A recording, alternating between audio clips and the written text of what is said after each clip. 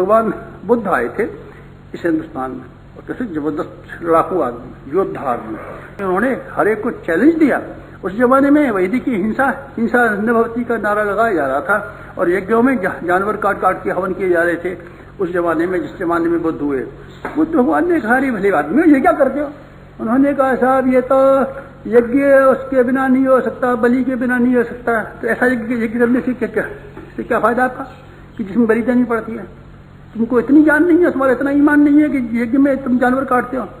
साहब ये तो उसमें लिखा हुआ है, काय में लिखा हुआ है, वेद में लिखा हुआ है। उन्होंने कहा, यज्ञ तो हमारी धार्मिक परंपरा है, गलत धार्मिक परंपरा है। अगर जानवर होने बिना हवन नहीं हो सकता तो ये गलत परंपरा है। जिसके लिए विवेक कहता है, ईमान कहता है, समझ कहती है, वही गलत चीज है। तो फिर आप क्यों नहीं मानते? नहीं साहब ये परंपरा है, भाड़ में डालिए परंपरा को, हम नहीं मानते। इसलिए कहा बुद्ध ने कहा, बुद्ध ने फिर क्या कहा? लोगों ने ये कहा कि नहीं साहब ये जो है यज्ञ, ये तो वेदों में लिखा हुआ है।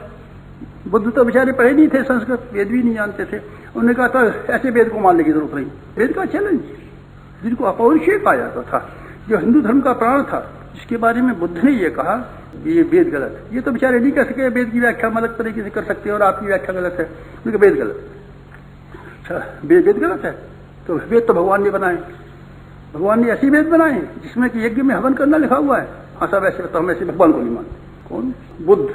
बुद्ध जो था क्रांतिकारी बुद्ध, उसने एक ही दावा किया और एक ही बात कही, बुद्धं शरणं गच्छामि। हम बुद्धि के शरण में जाते हैं, विवेक की शरण में जाते हैं, समझदारी की शरण में जाते हैं, इंसाफ की समझ में जाते हैं, और हम किसी परंपरा की समझ में नहीं जाते। क्रांतिकारी बुद्ध। मित्रों, ऐसा संघर्षशील बुद्ध इसने हिंदुस्तान में से उन अवांछनीय विचारधारा को लात मार के फेंक दिया, कमर तोड़ के डाल दी एक आदमी ने। एक आदमी कितना साहसी, कितना शौर्यवान और कितना पराक्रमी बुद्ध।